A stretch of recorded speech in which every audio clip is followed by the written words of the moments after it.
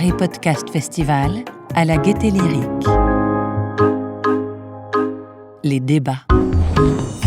Bonjour à toutes et à tous. Merci de venir assister à cette table ronde qui s'appelle « Comment rendre le podcast plus accessible aux personnes sourdes et malentendantes ». Donc on a 1 heure pour discuter de tout ça. Je remercie le Paris Podcast Festival qui initie cette conversation. C'est vrai que c'est un sujet pour tout le monde depuis un moment, mais jamais n'avait été pris le temps de se mettre autour d'une table pour en discuter. On a 2 tables, donc on va en parler. Donc, pour la mise en contexte, le podcast, c'est un objet culturel en plein essor, c'est un objet d'ouverture, de partage. Certaines et certains l'écoutent pour se recentrer. C'est un outil qui peut être pédagogique, de découverte, c'est indéniablement une ouverture sur le monde. Donc c'est avec plaisir qu'on va discuter de tout ça. La discussion n'a pas pour vocation de trouver des solutions immédiates. C'est pas non plus accusatoire ou défensif. On va certainement parler de soulever des problématiques et créer des ouvertures.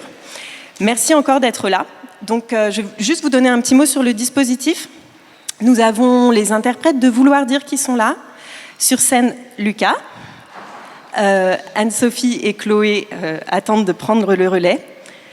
Il y a également le messageur qui permet de faire la retranscription écrite pour la vélotypie. Donc à la présentation des invités, vous comprendrez pourquoi ce dispositif est double.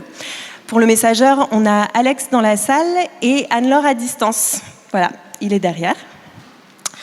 Maintenant que c'est fait, je me présente très rapidement. Je suis Laurie Hazan, je suis une auditrice acharnée de podcasts, mais également interprète en français et langue des signes. Donc je suis entre ces 2 mondes et pour moi, c'est génial de pouvoir les combiner lors de cette discussion. Maintenant, c'est avec plaisir que je passe à nos participantes et participants. Je vais leur demander de se présenter et, si c'est possible, de préciser leur profil en termes d'audition et leur mode de communication. Je pense surtout à Lucas et à Alex, pour les personnes qui ont besoin d'avoir un aperçu des différents profils de communication des personnes sourdes. On peut commencer par toi, Anne-Sophie. Bonjour. Alors moi, je suis Anne-Sophie, je suis entendante, ça c'est mon profil.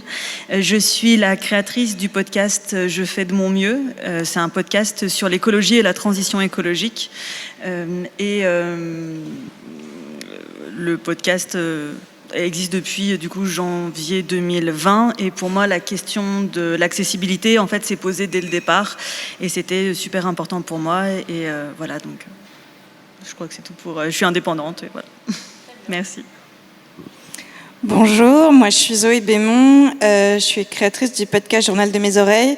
Je suis malentendante, appareillée et j'entends et je lis sur les lèvres. Bonjour, je suis Nora Issam, je suis la directrice générale adjointe et directrice de la communication du studio de podcast Nouvelles Écoutes. C'est un studio indépendant d'une dizaine de personnes qui est aujourd'hui derrière une vingtaine de productions.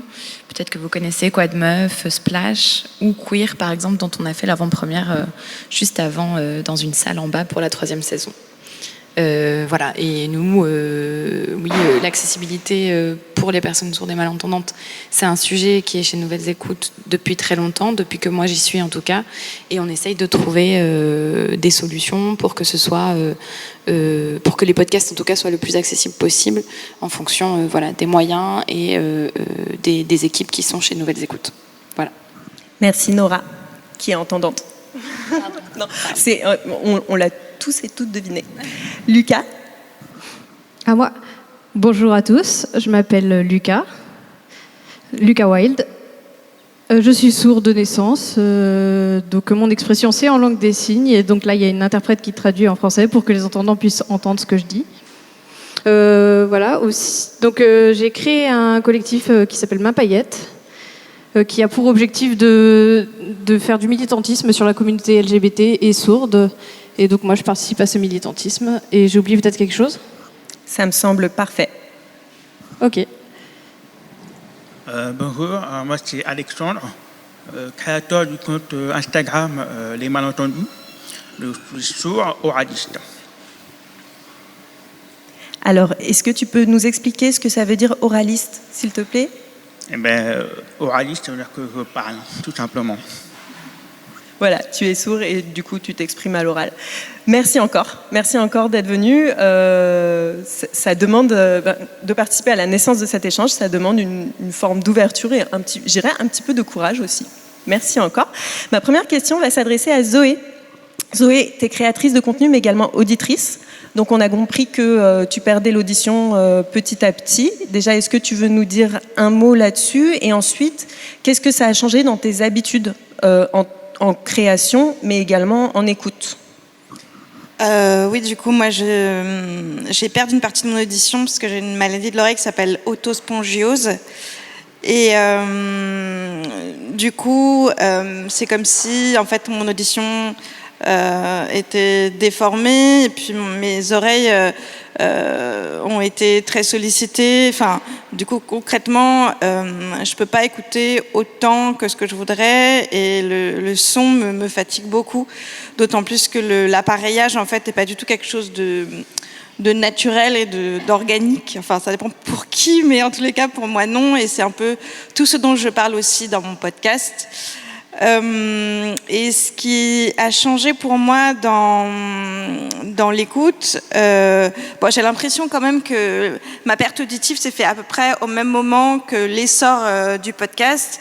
Mais cela étant dit, en fait, moi, je peux pas consommer beaucoup de podcasts. Quand j'entends les gens ici qui consomment 4-5 podcasts par jour, pour moi, c'est vraiment impossible. J'en écoute un de temps en temps et j'évite vraiment de surcharger mes oreilles. Enfin, je les maintiens assez loin du bruit, en fait. Enfin, vraiment, j'essaie de conserver mon capital auditif parce que mes oreilles sont devenues fragiles. Et par rapport à la créatrice, alors en fait moi je suis pas une créatrice consciente de podcast et surtout je me définis pas du tout comme ça pour la raison, parce que du coup moi je ne maîtrise pas le son, j'entends de façon un peu déformée, j'ai l'impression de pas tout saisir du son et le podcast que j'ai fait moi, c'est quelque chose que j'ai écrit. Au début, je l'appelais pas du tout podcast. C'est un truc que j'ai écrit comme ça de façon très qui a jailli de moi, un texte qui est arrivé. J'avais acheté un joli micro parce qu'en fait, on m'avait demandé un peu de m'équiper pour être sollicité par des productions de voix off pendant le confinement. Et du coup, je m'amusais à tester ce micro. Et puis, une façon que j'ai, moi, de tester mes textes, c'est aussi de les enregistrer. Parce que tout de suite, vu que je suis actrice aussi, je vois si le texte il fonctionne quand il est au contact de mon corps, de ma voix, tout de suite, ça me fait quelque chose. Et du coup, ce texte, il est arrivé comme ça. Et après, du coup, moi, je suis très limitée dans ma capacité de créer du podcast. Mais quand j'ai envie de tester des textes et de les partager, et j'en ai fait quelques-uns après. Il y a quelques poèmes qui circulent et un autre récit que Journal de mes oreilles. Je crée, mais sinon je suis pas une créatrice classique de podcast. Voilà, j'espère que je réponds à la question. Oui, tu réponds à la question. Petite question additionnelle, est-ce que tu suis des podcasts retranscrits à l'écrit ou pas du tout? Mon podcast, non, aucun n'a été retranscrit. Alors, pour moi, c'était les choses sont arrivées très très vite, surtout pour Journal de mes oreilles. Et en fait, avant même que j'ai pu penser à une retranscription, il y a eu un contrat d'édition qui est arrivé. Et du coup, c'est vrai que mon éditeur n'était pas très très chaud pour proposer le texte retranscrit. Et après, les autres choses que j'ai faites sont pas non plus retranscrites. Enfin, elles sont pas considérées comme des podcasts. Enfin, je sais pas, c'est pas une démarche que j'ai eue moi non plus. Alors, merci pour cette réponse. Là, tu nous dis si ton contenu est retranscrit. Pardon, ma question, c'était de savoir si toi, tu lis du podcast. Si je quoi ? Si tu suis des podcasts en les lisant. Ah non. Merci. Ma question suivante va s'adresser à Alexandre. Est-ce que toi, tu suis des podcasts ? Si oui, lesquels ? Le podcast. Alors, il faut rapprocher un peu ton micro. D'accord, pardon. Alors moi, je ne suis pas un gros consommateur de podcasts parce que effectivement, je suis sourd, donc je suis obligé de lire en écoutant le podcast, donc comme ici avec la Vélotipie. Pardon, je ne suis pas du tout habitué au micro. Donc je suis obligé de lire, donc on ne peut pas faire deux choses en même temps, comme par exemple être en télétravail et écouter un podcast, c'est impossible. Mais du coup, j'essaie de suivre quand même quelques podcasts, notamment le podcast Vulgaire de Marine Bausson. On retranscrit les 30 premiers épisodes, je crois. Également le podcast Je fais de mon mieux de Anne-Sophie. Donc, il y a sous-titré tous ces épisodes sur YouTube. Et puis, quelques autres dont le nom ne me vient pas. Merci beaucoup. Je crois que je vais adresser la même question à Lucas. Lucas, est-ce qu'il y a des podcasts que tu suis ? Alors, en fait, moi, personnellement, les podcasts, en termes d'accessibilité... Non, pardon, je reviens en arrière. En termes de podcasts, moi, j'en écoute pas, en fait, vraiment aucun. Parce que la culture du podcast, moi, je l'ai pas. Je remarque que c'est un peu une culture... quelque chose qui est du monde des entendants. Et moi, dans le monde du sourd, ma culture, elle est différente, un peu séparée sur ce point-là. Donc...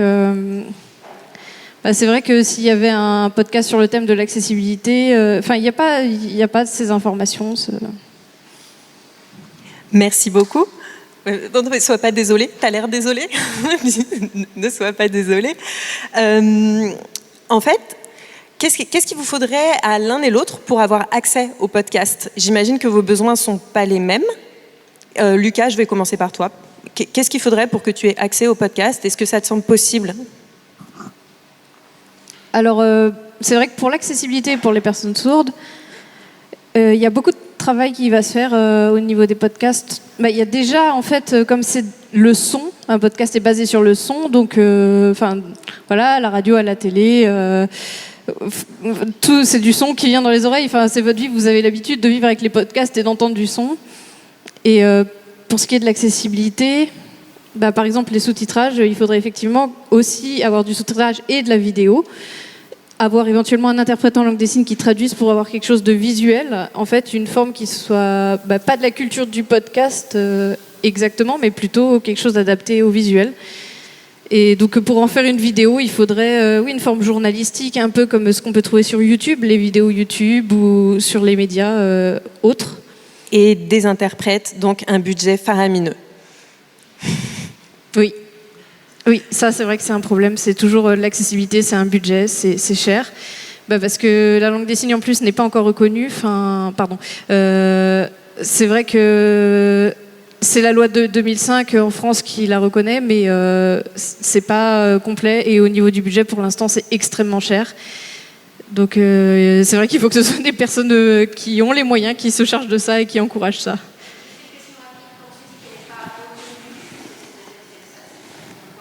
Je ne sais pas si tout le monde a entendu la question. La question, c'était, Lucas, quand tu dis que la langue des signes n'est pas reconnue, qu'est-ce que ça veut dire ? En fait, il n'y a pas de reconnaissance de cette langue. En fait, les personnes ne la connaissent pas. Donc dans la loi, effectivement, il y a cette reconnaissance qui est notée, mais pour permettre l'accessibilité des choses, etc., ça ne se fait pas concrètement. En fait, les services publics, il n'y a pas des interprètes qui sont mis de façon automatique. Voilà, on n'a pas la possibilité d'avoir des interprétations à prix réduit ou des choses comme ça. Je ne sais pas, comparé aux autres langues, aux langues étrangères, où parfois on peut mettre en place de l'accessibilité qui sera moins chère. Avec la langue des signes française, c'est plus compliqué. Même question pour toi, Alexandre. Comment penses-tu qu'on pourrait te rendre le podcast accessible avec ton profil de sourd oraliste ? Alors moi, je rejoins Lucas. La configuration idéale, c'est le sous-titrage ou la transcription et l'interprète en LSF. Mais dans la configuration minimale, pour moi, c'est l'écrit. Parce que c'est la base, d'autant que l'écrit, c'est une accessibilité effectivement pour les personnes sourdes et malentendantes, mais également pour d'autres profils. J'ai déjà eu des retours via Instagram de personnes autistes, de personnes qui ont des troubles d'attention, etc. Et pour ces personnes-là, c'est super important d'avoir un support écrit. Voilà, la transcription écrite, notre sujet de conversation, c'est les personnes sourdes et malentendantes, mais c'est vrai que ça pourrait permettre l'accessibilité à d'autres personnes également. Et du coup, je vais commencer par toi pour te poser la question. Selon toi, pourquoi aujourd'hui le podcast est si peu accessible à l'écrit ? Pourquoi c'est si peu Accessible ou retranscrit ? Tout d'abord, un manque de sensibilisation autour de l'actualité, mais également autour de l'accessibilité.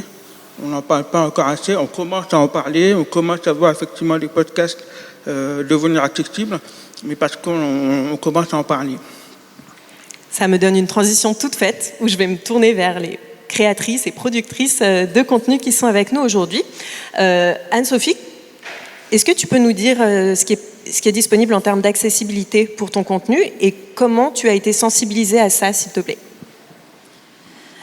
Alors, moi, comment je rends mon contenu accessible ? Via une chaîne YouTube, en fait, et je reprends manuellement le sous-titrage automatique qui est généré par YouTube en insérant à l'intérieur des annotations qui viennent compléter le propos, notamment qui parle, parce que quand on entend, du coup, c'est facile de voir qu'il y a deux voix, mais quand on n'entend pas, c'est plus compliqué. Je retranscris aussi les sons, voilà, un éclat de rire, ça rapporte du vivant à l'intérieur, donc voilà, c'est comme ça que je procède. Ça prend du temps, mais j'adore le faire. Je sais qu'on est plusieurs podcasteurs indépendants et peut-être non indépendants, je ne sais pas, mais à le faire, je sais que c'est aussi la solution qui a été choisie par la maison de production associative de la Clameur. Et comment j'en suis venue à là ? En fait, la question... En fait, je me suis même pas posé la question de est-ce que mon podcast ne pourrait pas être accessible. C'est un peu bizarre, ça fait beaucoup de négations. En fait, la question, elle a jamais été est-ce que je le rends accessible. La question, c'était quand et comment. D'abord, fallait que je lance le podcast, fallait que je sois sûre que le podcast, ça me parle à moi, que j'arrive à être régulière, que j'arrive à produire, parce que je commence 1 milliard de trucs que je finis jamais, et puis et que ça intéresse les gens. Et en fait, voilà, ça a pris 3-4 mois, c'était en janvier 2020. Tout de suite après, je me suis dit, OK, maintenant, accessibilité, comment ? Donc là, j'ai contacté Laurie, qui m'a renvoyée vers Alex. et parce que je n'ai pas de personnes sourdes et malentendantes dans mon entourage, donc je me suis dit, je vais aller voir les personnes concernées directement et je vais leur demander qu'est-ce qu'il vous faut. Et voir qu'est-ce qui est compatible avec ma manière de produire, c'est-à-dire sans budget, parce que voilà, je suis indépendante et je fais ça en plus de mon activité pro. Et l'interprétariat en langue des signes, c'était pas envisageable, parce que c'est hors de question de faire travailler quelqu'un gratuitement, parce que tout travail mérite salaire.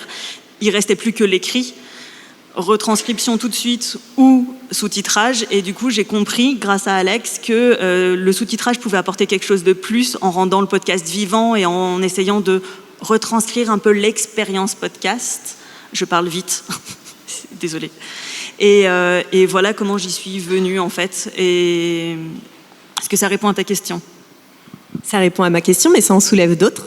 Tu dis que ça prend beaucoup de temps. Alors, j'aimerais savoir combien de temps durent tes épisodes et combien de temps ça te prend d'en retranscrire un. Tout travail mérite salaire, mais tu as l'air de travailler beaucoup gratuitement pour retranscrire tes épisodes. Du coup, ça m'intéresse de savoir le travail que ça te demande et si c'est une vraie problématique pour la publication de tes épisodes, de les rendre accessibles à la diffusion ou alors ça peut attendre. Enfin, que tu nous donnes... Alors, ça fait beaucoup de questions peut-être. Première question. Combien ça te prend de temps de retranscrire un épisode et de quelle durée ? Deuxième question, je l'ai moi-même oubliée. Deuxième question, c'était, j'avais associé ça aussi au fait que tu travailles beaucoup à côté. Je t'en prie, je te passe le relais. Alors moi, mes épisodes, je reçois des invités ou alors je fais mon podcast toute seule. Des fois, ça va dépendre de la thématique. Et j'aime laisser libre cours à ce que me disent mes invités et j'aime pas les couper. Alors, il y a des épisodes qui sont plus ou moins longs. Généralement, on est sur 30-45 minutes. Ça peut être long pour certains podcasts. Enfin bon, bref, c'est le mien, il est comme ça. pour retranscrire un épisode, je suis en train de retranscrire un épisode en ce moment, donc du coup je me suis chronométrée pour pouvoir répondre à ta question. 5 minutes de retranscription, donc ça veut dire retravailler un sous-titre automatique qui a déjà été généré par l'intelligence artificielle de YouTube, qui me génère énormément de fou rire. Quiconque a déjà lu des sous-titres générés automatiquement a forcément déjà eu beaucoup de fou rire. Ça me prend 1 heure pour avoir 5 minutes qui sont nickel. Parce que comme je le disais, en fait, retranscrire, c'est pas simplement que le texte, ça veut dire quelque chose, c'est la synchronisation aussi, c'est couper aux bons endroits, parce que en fait, moi, je regarde beaucoup de trucs j'allais dire Vostfre, mais ça doit pas se dire comme ça, en Vost.fr, voilà, c'est ça. Et en fait, quand on entend le son avec, c'est très intelligible, mais du coup, quand on n'a pas le son, quand on coupe pas aux bons endroits, ça demande du travail en plus au cerveau qui fatigue énormément. Donc il faut, à chaque fois que je reprends, à chaque fois, je me débrouille pour que ça coupe au bon endroit, pour que ce soit intelligible. Donc je relis à chaque fois pour être sûre. Je suis peut-être perfectionniste. Ouais, non, moi si, en fait, je suis vraiment perfectionniste, mais en fait, je me dis, quitte à le faire, autant que ce soit bien fait et que ça serve aux personnes qui en ont besoin. Et voilà, au niveau de... j'essaye de faire de mon mieux, comme le nom de mon podcast.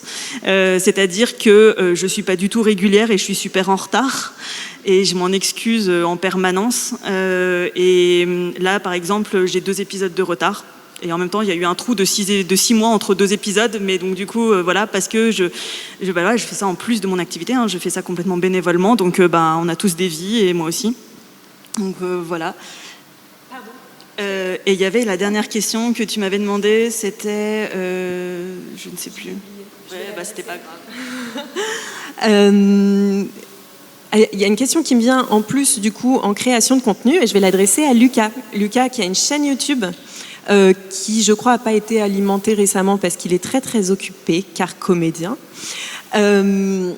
Lucas, je sais que ta chaîne YouTube est accessible aux personnes entendantes qui savent lire du moins, car il y a des sous-titres en place. Est-ce que tu peux nous parler du travail que ça représente, s'il te plaît, la mise en place de sous-titres, du temps, des budgets? Tu vois, là, Anne-Sophie nous a dit 1 heure les 5 minutes.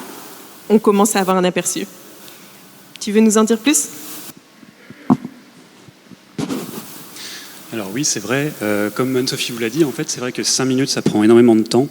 En général, donc, c'est des vidéos qui sont assez courtes, ça dure 6 minutes, mais c'est un énorme travail de sous-titrage, ça prend énormément de temps. Moi, je passe plutôt 3 heures pour sous-titrer ça, parce que d'abord, il faut que je traduise ce que je dis de la langue des signes vers le français, donc c'est 2 langues différentes, donc ça fait une difficulté en plus. Donc j'ai un bon niveau en français, mais c'est quand même la première langue que j'utilise, c'est quand même la langue des signes, donc c'est comme si je traduisais vers une langue étrangère. Donc il faut que je pense à tout ça, que j'évite de faire des fautes d'orthographe, que je réfléchisse à la syntaxe, enfin voilà, ça fait quand même une charge cognitive assez importante. Et puis après, je remarque que je fais encore des erreurs, mais bon, c'est parce que la langue française, c'est pas ma première langue.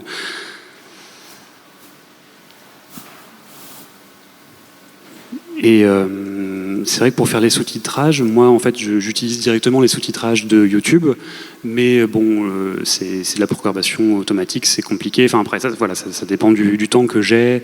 Je commence le sous-titrage, ensuite je fais certaines pauses. Enfin voilà, après il faut couper, etc. Enfin voilà, c'est vrai que c'est beaucoup de travail quand même. Il faut parfois revenir en arrière. Enfin voilà, on perd du temps. Voilà. Donc effectivement c'est un peu compliqué. Merci, en plus, pour avoir collaboré avec toi et avoir créé des sous-titres, avoir fait de la retranscription pour les sous-titres, je peux attester du fait que, même si le propos est très clair, ça prend du temps. En effet, comme disait Anne-Sophie, il faut gérer les césures, les coupures, et on arrive sur ce qui est le nerf de la guerre. Tout le monde a compris, je crois, que ça prend énormément de temps et d'argent. Et quand je parle de ma collaboration avec Lucas, c'est parce qu'on se connaît et que je voulais lui rendre ce service. Et heureusement que je ne l'ai pas facturé ou qu'il ne se fait pas payer lui-même à chaque fois qu'il fait du sous-titre. Sinon, on aurait plein de sous et on serait sur notre yacht. Mais on arrive sur les nerfs de la guerre qui, en termes d'accessibilité, est toujours le temps et le budget. Et le dispositif, aujourd'hui, en atteste également. Du coup, je vais m'adresser à Nora. Merci encore d'être venue. Ton studio, j'imagine qu'à une autre échelle, il a les mêmes problématiques de temps, d'argent, et il a la même envie de mise en accessibilité. Est-ce que tu peux nous en dire plus sur la sensibilisation? Comment ça se fait que, je le sais, c'est une question qui date chez Nouvelles Écoutes, que de mettre le contenu accessible aux personnes sourdes et malentendantes? Tu peux nous en dire plus? Oui, bien sûr. Nouvelles Écoutes, on se qualifie comme un studio indépendant et engagé. La plupart de nos contenus, des podcasts qu'on produit, vont en tout cas dans l'idée d'une société plus inclusive et plus égalitaire, en traitant un certain nombre de thèmes plutôt sociétals. Et donc, toutes les équipes, les personnes évidemment qui viennent travailler chez Nouvelles Écoutes sont plutôt des personnes qui sont déjà soit sensibles, soit militantes. Et donc, ces sujets-là d'accessibilité, d'inclusivité traversent les équipes depuis longtemps. Moi, je suis chez Nouvelles Écoutes depuis presque 3 ans. Et depuis le moment où je suis rentrée, on a parlé d'accessibilité. Et on essaye, en fait, depuis le début, de trouver des moyens de rendre le podcast accessible, puisque le podcast c'est super, c'est gratuit. La plupart du temps, c'est disponible sur toutes les plateformes, sauf qu'évidemment, ça n'est pas disponible aux personnes sourdes et malentendantes. Notre choix depuis plusieurs années, ça a été de retranscrire du coup nos podcasts. On a aujourd'hui de nombreux podcasts qui sont retranscrits dans leur globalité.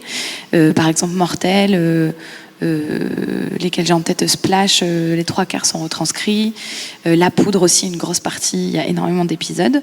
L'idée, c'est que dans les mois qui arrivent, ou en tout cas un jour, la majorité du catalogue de Nouvelles Écoutes soit accessible, sachant que, en fonction des contenus chez Nouvelles Écoutes qui sont divers, c'est-à-dire du documentaire au talk, donc il y a plus ou moins un intervenant, 2 intervenants, 8 intervenants, ça prend plus ou moins de temps le script. On est, je dirais, sur une demi-heure d'épisode sur une matinée et 1 heure d'épisode sur une journée à peu près. Et on essaye de faire en sorte, comme le disaient les autres créatrices, que les scripts soient le plus fidèles au podcast, et notamment dans toute la construction aussi narrative, sonore entre guillemets, pour que l'expérience qu'on essaye d'offrir dans le podcast soit aussi accessible dans le transcript. Ça, c'est le gros travail chez Nouvelles Écoutes, qui est partagé par les équipes qui sont pas là. Enfin, il n'y a que Anouk, mais qu'on félicite énormément, parce que effectivement, c'est énormément de temps. Après, on a essayé plein d'autres choses, et quand on a la possibilité de le faire, on essaye de s'y obliger. On a par exemple réalisé des événements avec La Poudre, qui était le podcast de Lorraine Bastide, qui existe depuis 5 ans. On avait fait des événements avec le MK2, et donc ces événements, il y avait des vidéos sous-titrées. Évidemment, ces vidéos-là ensuite ont été mises sur YouTube pour que ce soit accessible à tout le monde. Sur ces vidéos-là, par exemple, nous on s'est beaucoup fait prendre par le temps. On s'est pas du tout rendu compte, quand on s'est lancé dans le sous-titrage, du temps que ça allait prendre. Il s'avère qu'on en a eu pour entre 35 et 40 heures par vidéo, parce que effectivement, l'idée c'est que si on veut aucune faute d'orthographe, c'est beaucoup d'heures aussi de relecture. Si on veut que ce soit pile poil sur sur ce qui est dit, c'est pareil, c'est des heures à couper, à recaler, etc. C'est très très long. Et donc voilà, là on s'était vraiment fait prendre par le temps. On avait par ailleurs engagé une personne pour nous aider à sous-titrer avec un certain budget. Ce budget a été revu à la hausse vu le temps passé par cette personne. Donc voilà, donc c'était vraiment un coût du temps passé. Et on est très heureuse aujourd'hui que ces vidéos soient accessibles, parce que voilà, c'est aussi un gros travail de la part des équipes. Et on a eu fait, donc là avec le coronavirus, on fait beaucoup moins d'événements, voire pas, mais on a eu fait par exemple pour des lancements comme la politique des putes d'Océan, il y avait du coup des interprètes en langue des signes lors du lancement, sur aussi des rencontres de Zoom pour La Poudre, encore une fois, pareil, il y avait des interprètes. C'est aussi un coût qu'il faut supporter. Voilà, évidemment le rêve ce serait, je suis tellement d'accord, d'avoir des interprètes, des sous-titres tout le temps. Le fait est qu'on est un studio donc indépendant, ça veut dire pas d'aide publique comme je sais pas, la télévision ou la radio publique. Ça veut dire qu'on finance tout nous-mêmes. On est, comme je vous ai dit, 10. Et évidemment, la priorité, c'est le podcast, parce que c'est le son en fait, sur lequel on porte énormément d'énergie et de soins. Et voilà. Et donc on se donne vraiment la consigne de entre guillemets pas lâcher, et les scripts continuent d'être mis en ligne. Par ailleurs, c'est aussi important pour nous de participer à ce genre de table ronde parce que on sait aussi que on a parfois un regard validiste sur les choses et qu'on ne se rend pas forcément compte des besoins des personnes sourdes et malentendantes. Je sais par exemple que Alex nous avait fait des remarques sur le fait qu'à un moment, on avait rendu nos scripts disponibles, mais il fallait écrire en fait à Bonjour à de nouvelles écoutes. Il suffisait de nous dire quels épisodes on voulait, et puis on les envoyait. En fait, pour nous, ça venait d'une pensée qui était Nouvelles écoutes fait d'abord du podcast, donc on a envie en fait que les gens ils écoutent d'abord le podcast plutôt que d'aller le lire. En fait, on s'est évidemment rendu compte que c'est deux publics différents et que c'est pas parce qu'on met les scripts que les gens qui écoutaient des podcasts vont lire les scripts, parce que effectivement l'expérience podcast elle est autre. Donc ça n'avait rien à voir, et on a donc mis tous les scripts disponibles. Donc si vous allez sur nouvellesécoutes.fr, sur toutes les pages des podcasts, vous avez les scripts des épisodes. Voilà, ça c'est ce que je peux en dire. C'est des efforts continus, on essaye de s'informer et voilà, de faire au mieux pour proposer justement un contenu accessible à tous et à toutes. Voilà. Merci beaucoup, c'était super complet. Très clair. Donc on le voit bien là-dedans, il y a un mélange de sensibilisation, du coup on fait du validisme sans vraiment le savoir, de budget, de ressources humaines, parce que même à ton échelle, Anne-Sophie, c'est un problème de ressources humaines, j'imagine. Enfin, c'est aussi beaucoup de temps. Combien 35 à 45 heures par épisode. Alors, juste, je fais une mini parenthèse pour les personnes sourdes et malentendantes ou autres qui ont envie d'y avoir accès. Super qualité de sous-titrage / surtitrage pour les épisodes de La Poudre qui sont en ligne, avec un code couleur, avec les rires entre parenthèses qui vont bien.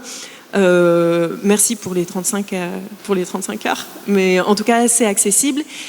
Et oui, ça pose des questions dans des questions, en fait. C'est la sensibilisation, puis ensuite le temps à investir, puis ensuite l'argent. Je pense qu'il y a des personnes dans la salle qui ont lu le communiqué du PIA, le syndicat des producteurs indépendants. Est-ce que je sais jamais... Le PIA, oui, c'est ça. Oui, c'est les producteurs audio, en fait,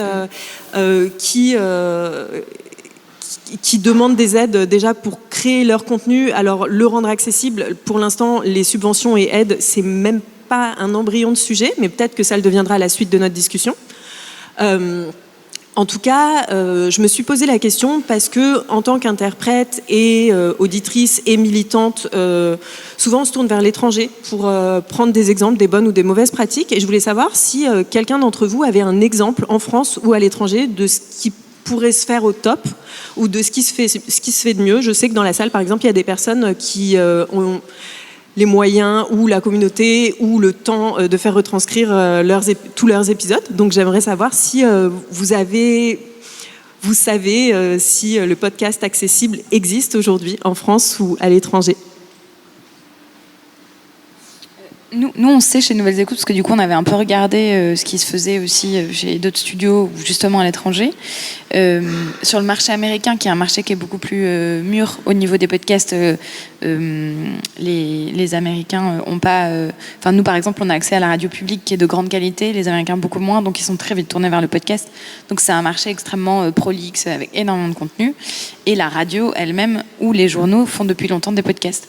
Un des premiers podcasts très célèbres, il s'appelle Serial. Lui, par exemple, tout est retranscrit en script, du coup. Tous les épisodes sont accessibles depuis longtemps. Et je sais qu'on avait regardé des choses comme certains podcasts du New York Times, et on s'est rendu compte, et on est très jaloux de ça, on essaye de comprendre comment ils font. À chaque fois qu'ils sortent un épisode, le script est immédiatement disponible. Nous, chez nous, il y a quand même tout le temps un temps de latence entre le moment où l'épisode est disponible en sonore et le script qui arrive dans les jours qui suivent ou dans les semaines, parce que voilà, le temps que l'épisode sorte, nous, en tout cas, comme on récupère le script et puis après il faut le retravailler, etc. Mais effectivement, le New York Times arrive à le faire, donc peut-être aussi avec des outils et de la technologie qui ne fait que s'améliorer. Voilà, c'est des sujets qu'on essaye de regarder et de rester en veille. Je ne sais pas si...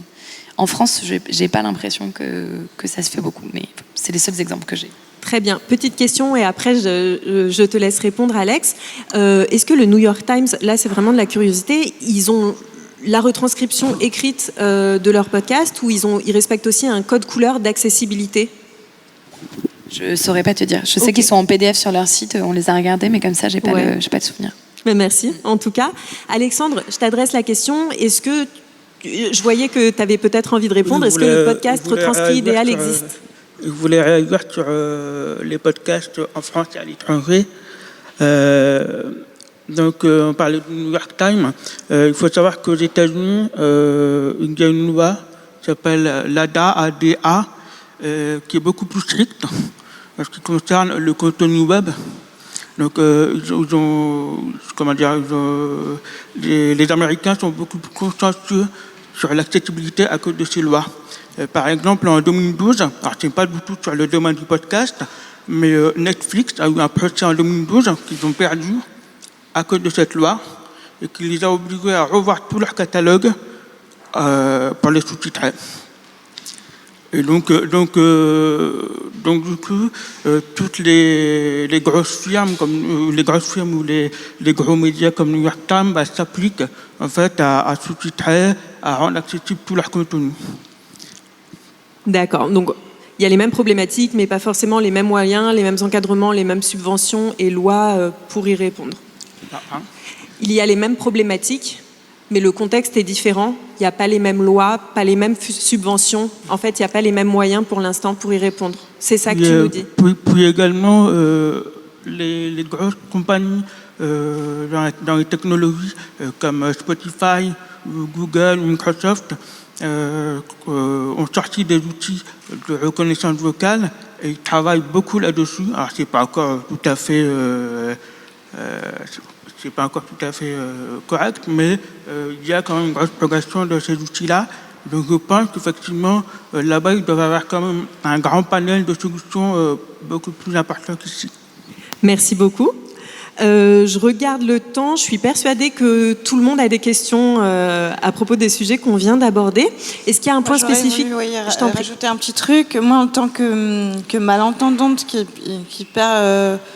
l'audition et qui connaît du coup ce que c'est que d'entendre un podcast. Si jamais un jour je ne peux plus accéder à ce contenu par le son, la transcription simple ne me suffirait pas. Ça ne me rendrait pas l'expérience de l'intime qui est l'écoute d'un podcast du son à l'oreille. Et c'est pour ça que je pense qu'il faut qu'on soit créatif et de trouver des endroits de transposition. J'ai pas de réponse. Moi, ce qui me venait, j'avais vu qu'il y avait des gilets vibrants. Alors peut-être c'est pas du tout une bonne idée pour le podcast parce que peut-être que c'est hyper bizarre, j'en ai jamais testé, mais d'essayer de rendre l'accès à un contenu sonore intime par un autre sens, c'est une idée peut-être complètement farfelue. Mais d'essayer de voir comment on transpose cette histoire pour des gens qui n'ont pas accès au son. On sent l'artiste en toi, Zoé.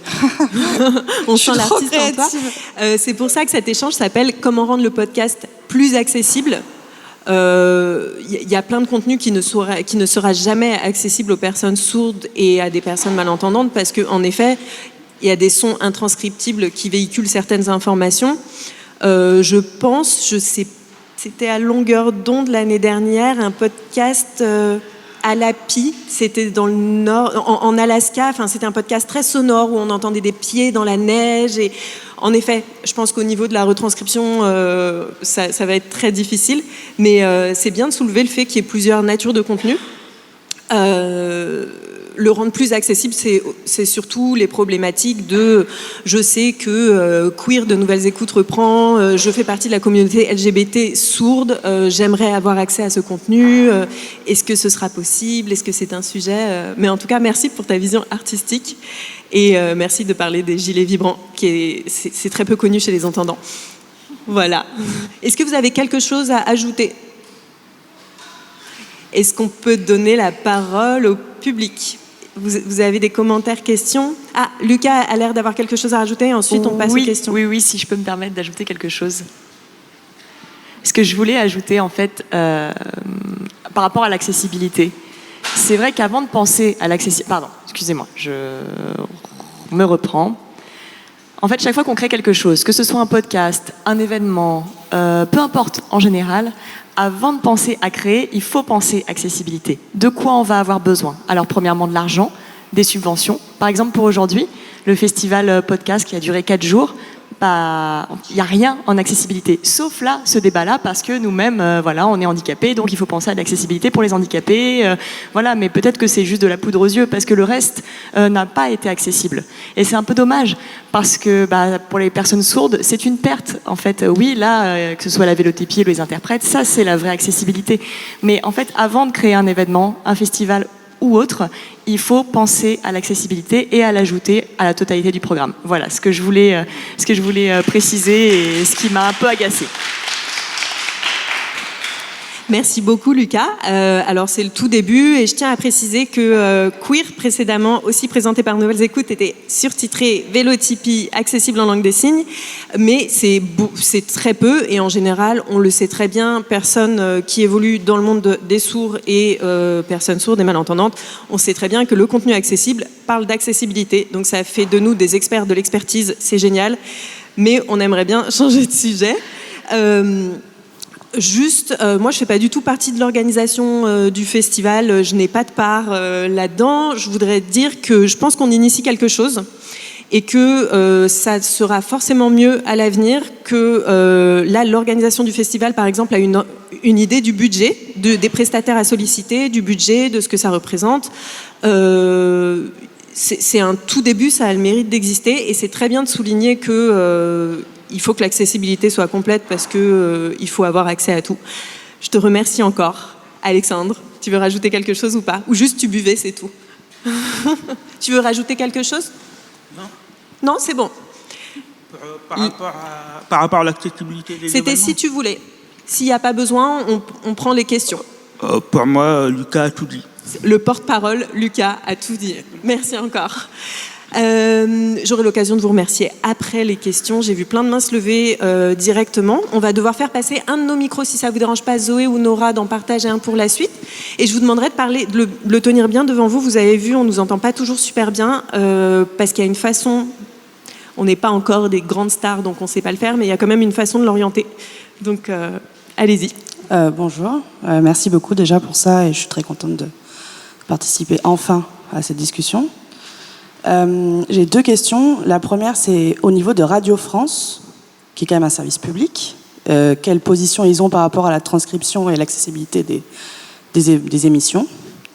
Et la deuxième remarque, peut-être plus, c'est que pour moi, il y a un peu 2 mondes dans le monde de la création sonore.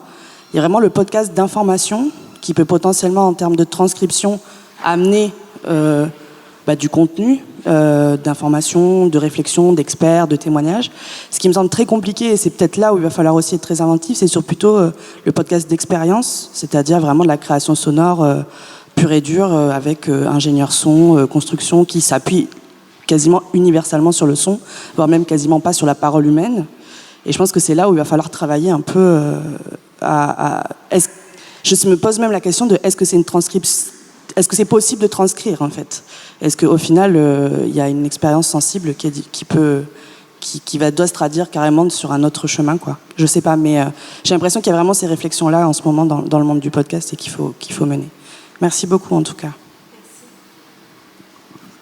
Est-ce que... Alors, si vous voulez, moi, je donne une ébauche de réponse à propos du service public, à propos de Radio France, qui, en effet, est un service public et depuis le 11 février 2005 se doit d'être accessible.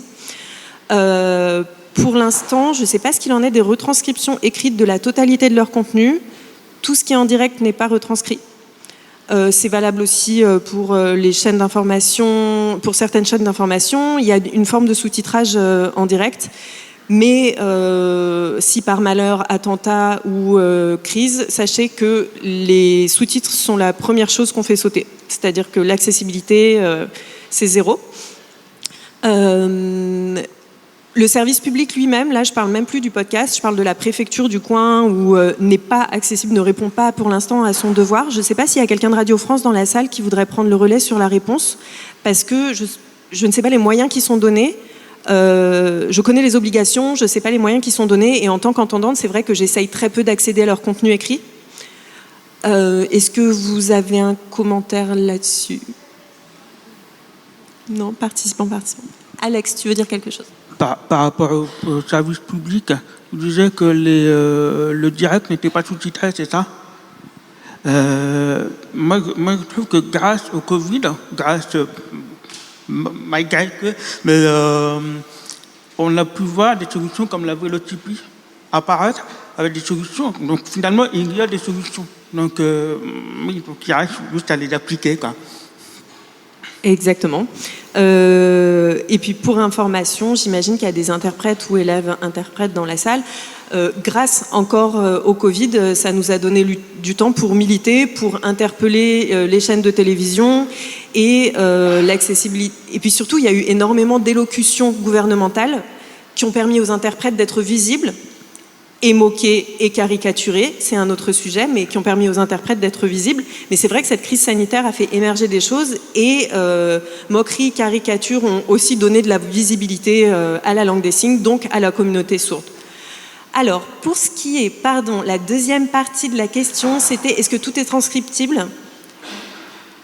C'est le sujet qu'on a abordé tout à l'heure. Est-ce que Nouvelles Écoutes, en termes de contenu, en tant qu'auditrice, j'imagine que la question ne se pose pas vraiment. Alors, est-ce que le message peut être complètement transcrit? C'est une autre question, mais est-ce que tout est transcriptible?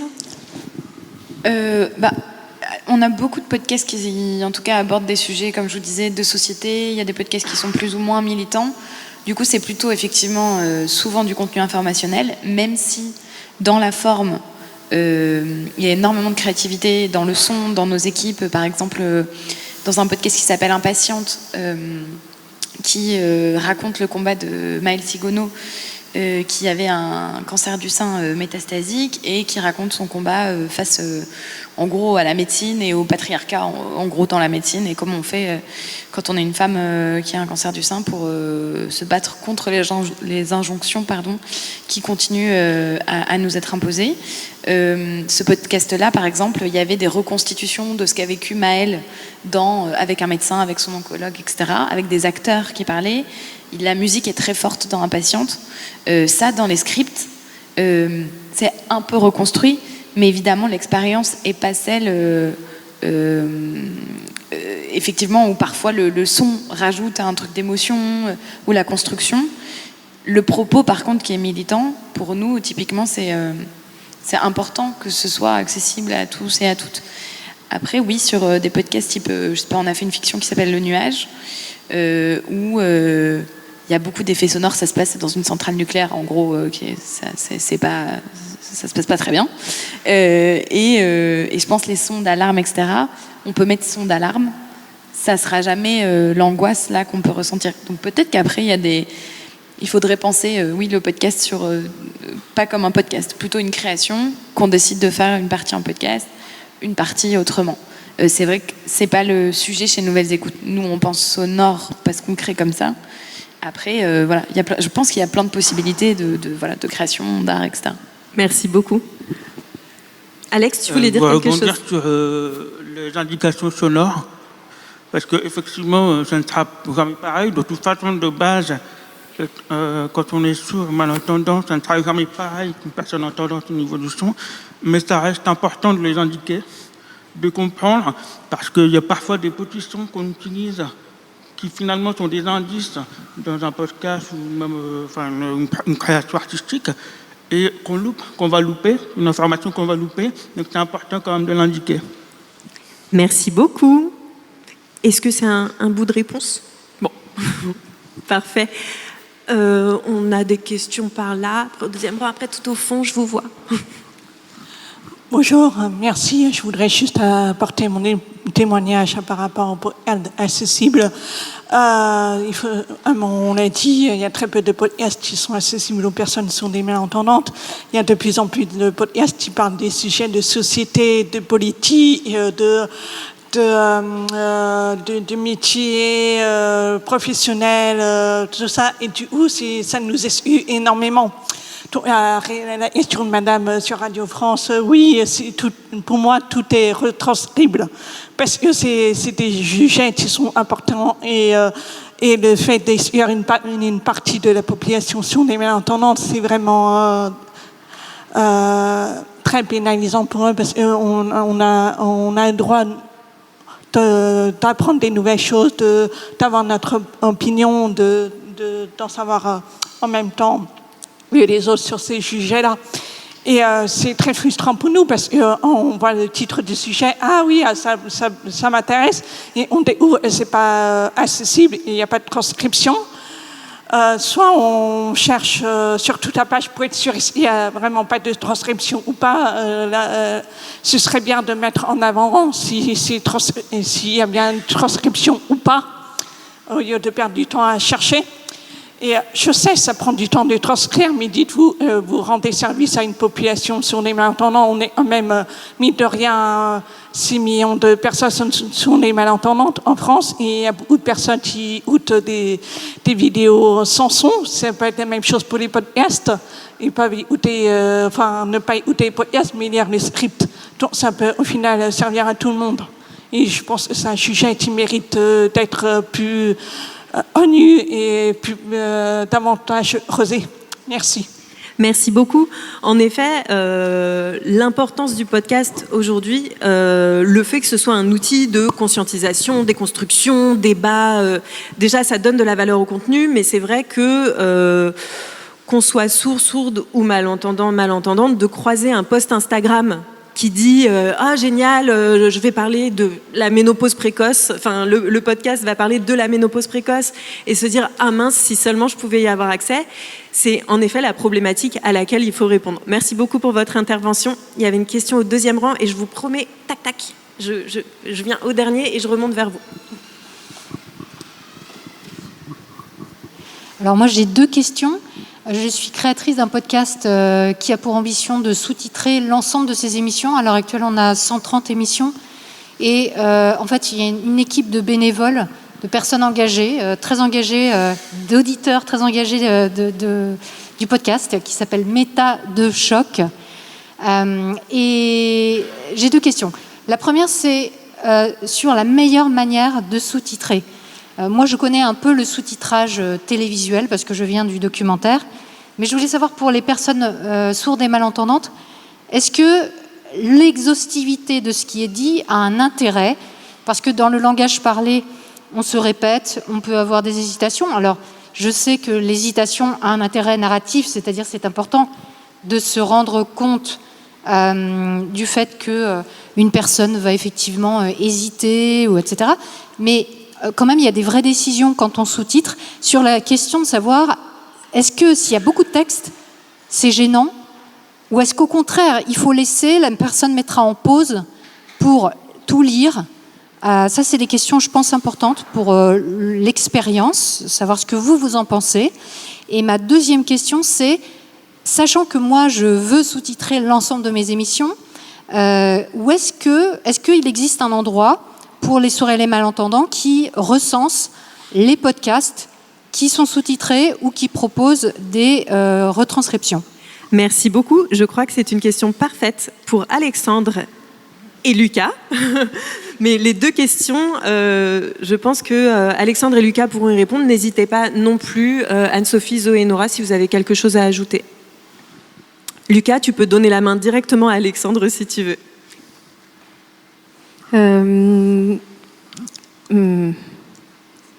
C'est vrai que dans la communauté sourde, il y a plein de profils différents. Il y a souvent des personnes sourdes qui sont pas forcément compétentes pour lire le français, qui vont peut-être avoir du mal. Ça dépend de leur éducation en fait. Il y en a qui ont des blocages vis-à-vis de la langue. Si on leur donne un texte trop long, trop lourd, c'est vrai que c'est sûr qu'il y a des personnes sourdes que ça n'intéressera pas. Et après, il y a aussi la question du vocabulaire. Par exemple, si le thème est trop compliqué, je ne sais pas, un thème politique, ça peut poser un problème pour l'accessibilité. Je ne sais pas en fait ce qui est la meilleure solution, parce qu'en fait, quand on veut mettre en place de l'accessibilité, c'est vrai qu'il faut aussi que les personnes soient motivées et aient envie de découvrir ce contenu, et donc il faut effectivement que ces outils soient attractifs. Donc, je ne sais pas quelle est la vraie réponse. C'est compliqué de répondre. Bien. En fait, l'expérience pour les personnes sourdes, c'est qu'elles ont besoin de choses visuelles. Si par exemple, moi j'ai un podcast sous-titré ou un texte, ça va me prendre du temps en fait pour lire ce texte. Je vais pas pouvoir m'occuper à faire autre chose, de la cuisine, du sport ou autre chose. Non, je vais devoir me concentrer sur la lecture de ce texte. Et du coup, il va falloir que je puisse trouver du temps pour me poser et faire ça. Donc c'est un peu la complexité.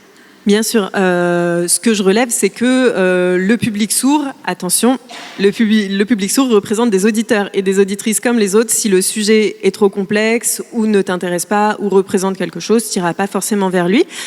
Alexandre, est-ce qu'il existe un lieu où sont répertoriés les podcasts accessibles pour les personnes sourdes et malentendantes, retranscrites? J'attends. Il existe un lieu où on recense les podcasts accessibles, c'est ça? Oui.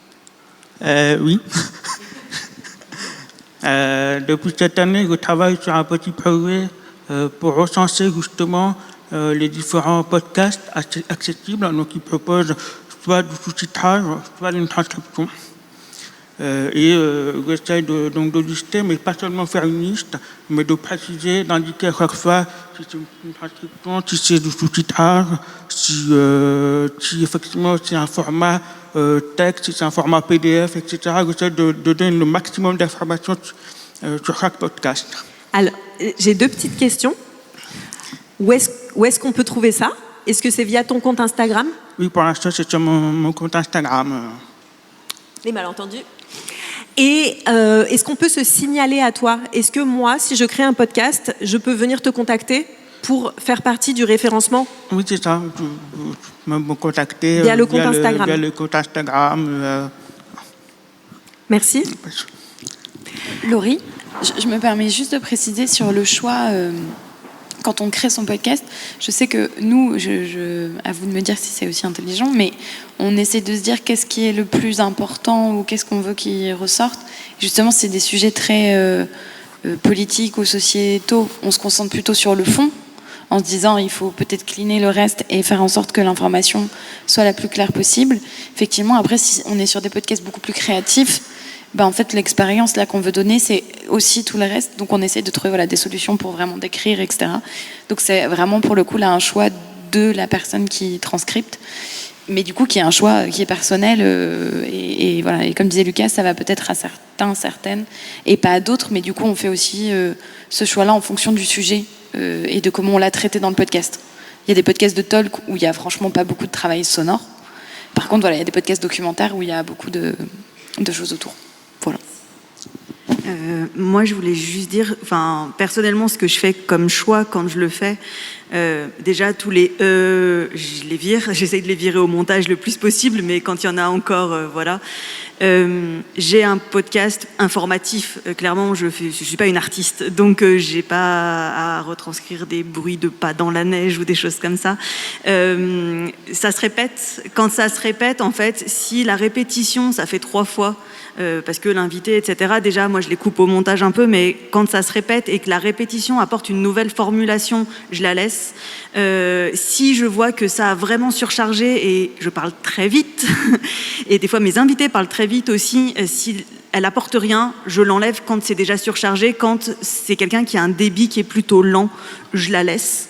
Par contre, ce que je fais gaffe, c'est à garder le niveau de langage, parce que des fois, on a envie de corriger en disant « Ah, c'est pas ça qu'elle voulait dire » ou il y a un mot plus correct. Voilà. Je sais que ça, je fais super gaffe à le laisser brut, parce que ça fait partie de la personnalité, mais c'est mon choix à moi. Je sais pas si je fais bien ou pas.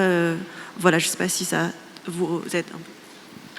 Merci beaucoup. Et je tiens à dire que sur la mise en forme des sous-titres propices à l'accessibilité, sur le compte d'Alexandre, les malentendus, les bonnes pratiques sont rappelées. Sur le compte Instagram d'Alexandre, les bonnes pratiques sont rappelées. Et sur Internet, il y a des ressources, alors que ce soit pour les créateurs de courts-métrages, créateurs et créatrices de courts-métrages, mais aussi dans le jeu vidéo. En fait, il y a une charte d'accessibilité avec les règles à respecter, changement de couleur quand changement de personnage, italique quand précision sur le climat. Enfin, des choses comme ça. Je vous donne, évidemment, je caricature. En tout cas, je vous conseille vivement d'aller vers le compte Les Malentendus, où sont rappelées les bonnes pratiques. Est-ce que c'est possible ? Alors, je vois juste que la main au dernier rang est levée depuis très longtemps, et comme elle est très loin, et après, bien sûr, je passe à vous, je vous ai vu. Merci. On je me lève comme ça, on peut se voir. C'était une question pour Nouvelles Écoutes, parce que tout à l'heure, si j'ai bien compris, vous parliez d'un podcast de New York Times qui était diffusé en même temps que la transcription, c'est bien ça ? En tout cas, quand ils postent à chaque publication d'épisode, le script est posté en même temps. Ok. Et du coup, je me dis c'est intéressant. Vous demandiez quelle méthode ils utilisent, et je me dis peut-être c'est juste un choix en fait une fois que le podcast est enregistré, d'attendre que la transcription soit prête avant de la diffuser. Et un choix qui peut être peut-être un peu frustrant. Enfin, moi, je sais que j'ai déjà été dans ce cas-là où j'avais un projet qui était prêt, mais en fait, j'attendais que l'accessibilité soit prête avant de le diffuser. Ça prenait beaucoup de temps, c'était très frustrant. Mais c'est aussi un choix de se dire que je veux que mon projet soit tout de suite accessible à tout le monde. Et je pense que c'est aussi important en fait de faire ce choix. Donc je voulais juste savoir si c'était envisageable pour vous de faire ce choix, d'attendre en fait que la transcription soit prête avant de diffuser le podcast. Merci beaucoup. Oui, c'est une super remarque. J'avoue que les délais sont déjà souvent compliqués chez nous, mais je pense dans le podcast en général. Donc on court un peu après le temps. Donc c'est vrai que souvent déjà les sorties sont décalées. Des choses qu'on se dit on le sort en septembre. En fait, on décale à octobre, etc. Donc c'est vrai qu'après un moment, on a ces trucs de plan de communication, etc. Donc on a un peu une année rythmée, donc c'est difficile de trop décaler. Mais sur des podcasts où on est certain de pouvoir avoir chaque script en amont, c'est clairement quelque chose qui pourrait se faire, je pense. En tout cas, la question est bienvenue et c'est à discuter aussi avec les équipes. Je prends en note. On l'a pas pensé comme ça, effectivement, puisqu'on travaille d'abord sur le son. Mais c'est une bonne question. Merci beaucoup. Alexandre. Par rapport à ça, alors effectivement, l'idéal, c'est comme le disait Lucas au tout début, c'est d'anticiper l'accessibilité, de prendre en compte dès le départ. Après, effectivement, parfois, il y a effectivement des délais, etc. Et moi, je pense que l'important, ce qui est très, très important de faire, c'est d'être transparent là-dessus. De dire le sous-titrage est en cours, nous avons sorti le sous-titre, etc. Parce que c'est des informations qu'on ne trouve pas. On a du mal à chercher après. On est obligé de chercher sur des sites internet, c'est en bas à droite, etc. C'est d'ailleurs pour ça que j'ai créé mon site avec la liste des podcasts, pour qu'on puisse trouver facilement, que tout soit centré. Ça rejoint la remarque, une des premières questions qu'on a eues tout à l'heure. J'ai l'impression que tout le monde est à peu près d'accord. C'est vrai que l'anticipation de l'accessibilité, par exemple pour un événement comme aujourd'hui, ça a été faisable en échangeant au préalable, mais par exemple pour le podcast, il faut au moins attendre le montage final. On peut pas, pour la retranscription, j'imagine que vous me rejoigniez les créatrices de contenu ou les personnes dans la salle s'il y a quelque chose à ajouter. En tout cas, oui, c'est-à-dire que même au plus anticipé, c'est quand même super speed. Mais en tout cas, c'est une question qui peut se poser en amont. Alors, juste, je voudrais vous dire qu'on a fini le temps. On va essayer de gratter 5 minutes parce qu'il y a des questions que j'aimerais prendre et évidemment, ce que tu veux rajouter. Je regarde plus les bénévoles dans les yeux, sinon ils vont me faire des signes de colère. Alors, juste en tant que créatrice, pour rebondir sur ce que tu disais, en fait, de moi, ce que je connais des podcasteurs, et j'en connais très très peu, mais j'en ai discuté avec, il y a 2 manières de faire. Il y a ceux qui scriptent tout et qui vont lire. Et donc là, ils l'ont déjà, puisque en fait, ils ont fait l'enregistrement, ils l'ont, donc ils peuvent le balancer tout de suite, et c'est super cool. Et puis, il y a des gens qui le font pas, et donc du coup, il faut attendre le final cut, je sais pas si on dit ça en plus, mais et il y a qu'à ce moment-là qu'on peut le faire. C'était juste... Dans la configuration, j'imagine, interview, alors je suis transparente avec vous, on a échangé au préalable, j'ai échangé avec chaque intervenante et chaque intervenant pour préparer au mieux, pour que les interprètes et les prestataires de Vélotipie aient une préparation, mais c'est vrai que certainement... Alors là, c'est le cas d'une table ronde, donc il fallait préparer, mais ça peut enlever du naturel dans un podcast d'interview, par exemple. On passe à la personne qui a un pull blanc, et après, je vous promets, vous serez la dernière question, si ça ne vous dérange pas. Il y a une personne qui lève la main depuis assez longtemps là-bas. Merci. Alors vous avez répondu en partie à ma question, mais pour la prolonger, je voulais savoir si vous travaillez aussi auprès des différents acteurs de l'écosystème du podcast, ne serait-ce que les agrégateurs de podcasts, les plateformes, les curateurs aussi, les newsletters, pour finalement donner une visibilité à ces podcasts qui sont transcrits.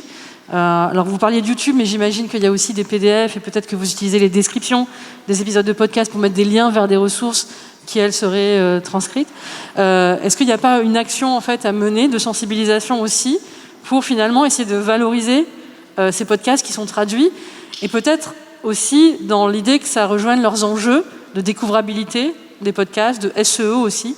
Comment vous imaginez cette dimension-là ou peut-être que cette accessibilité peut rejoindre aussi des choses très pragmatiques du côté des acteurs qui essaient de valoriser ou d'explorer, de découvrir les podcasts? Très bonne question, à laquelle j'aurais pas forcément pensé. Est-ce que quelqu'un veut amorcer une réponse ? Nous, juste sur Nouvelles Écoutes, sur le côté valorisé, entre guillemets, les choix qu'on a fait, nous, c'est d'avoir... vous savez, il y a un header et un footer dans un site, hein, et du coup, sur la barre du bas, du coup, il y a accessibilité en gros, et c'est sur toutes les pages, du coup, où qu'on aille, on peut cliquer dessus, et on a fait le choix, et on s'est posé la question, on a un peu regardé ce qui se faisait. Par exemple, le New York Times, eux, c'est chaque épisode avec son script, et nous, on a fait le choix d'avoir sur une même page tous les épisodes de tous les podcasts, donc rangés par podcast, pour que du coup les personnes sourdes et malentendantes aient tout sur une même page et puissent choisir leur thématique. On s'est dit que c'était plus simple que d'aller voir dans chaque podcast et d'essayer de comprendre effectivement quels épisodes étaient déjà accessibles, transcriptés ou pas. Voilà, pareil, est-ce que c'est le mieux? Je sais pas. On l'a pensé comme ça, en tout cas on s'est dit que c'était le plus simple.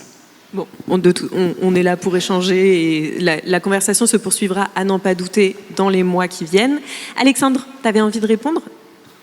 Je voulais vous dire que toute visibilité est bonne à prendre. C'est tout. J'adore.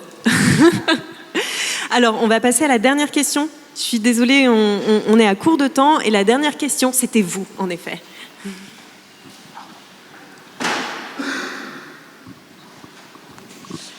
Bonsoir, merci de m'écouter. Alors, je m'appelle Nine, je fais de la retranscription de podcasts pour des indépendants.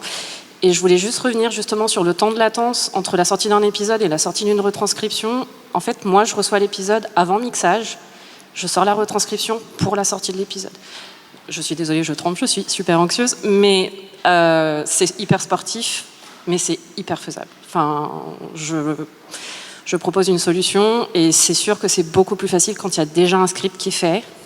C'est un bon fil conducteur. Mais pour avoir fait aussi de la retranscription de conférence, on n'en a pas forcément besoin. C'est beaucoup de travail, mais on peut le faire. Voilà. Merci. J'espère que vous êtes venus avec vos cartes de visite et vos tarifs.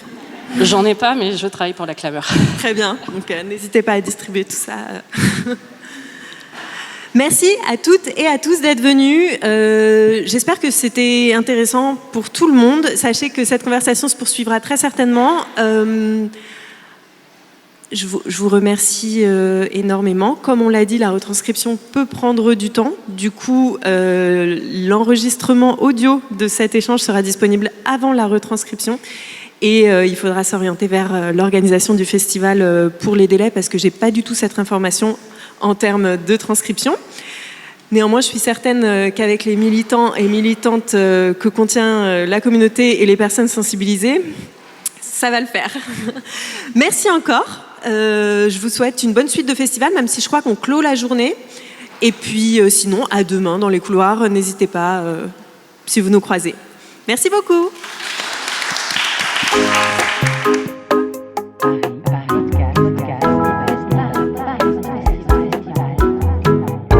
Paris Podcast Festival à la Gaîté Lyrique.